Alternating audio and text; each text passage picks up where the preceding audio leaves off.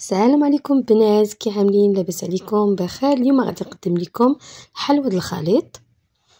اول حاجه عندي البنات، عندي كاس ديال الكاوكاو محمر، نص كاس ديال الزنجلان، من بعد كتهرمشوهم. وبالنسبه للمكسرات كتعملوا اللي بغيتو البنات، يمكن لكم تضيفوا اللوز، كركاع.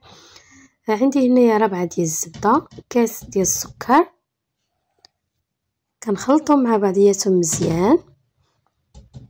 يمكنكم تعملوا غير بيديكم البنات حتى كتذوب الزبده. عاد كنضيف الزيت، كاس ديال الزيت.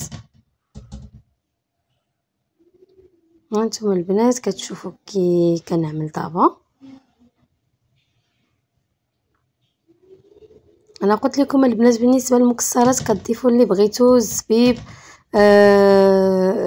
اللوز، كركاع، يعني اللي حبيتو اللي عندكم في الدار. كنضيف واحد قبيصه ديال الملحه حتى كتولي ليا كريميه بحال هكذا. كنضيف لها داك المكسرات، كنضيف لها 2 خمارات وكنخلط كلشي. كتجي رائعه يا البنات، ما تشبعوش منها. كنضيف لها القرفه معلقه صغيره، وكنبدا نضيف الطحين بالتدريج حتى كيتجمع لي الخليط ديالي كامل. العجينه ما كتجيش قاصحه البنات، كتجي انا غنوريكم كيفاش كتجي طريه. ها نتوما كتشوفوا بهاد الطريقه هذه.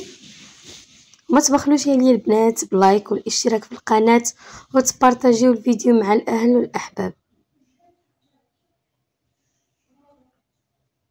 هنايا غادي تتعمل واحد هذا الكويرات، ونبداو نطبعوهم بهاد الطبعه اللي وريتكم دابا. من بعد ما غادي نساليوها كامله، غادي ندخلوها الفران. انا كنشعل عليها البنات من الفوق ومن التحت، وكنفندها بسكر كلاصي. بهاد الطريقه البنات كنتمنى ان شاء الله الفيديو ينال الاعجاب ديالكم، وتبارطاجيو الفيديو. بسلام عليكم، فيديو اخر ان شاء الله.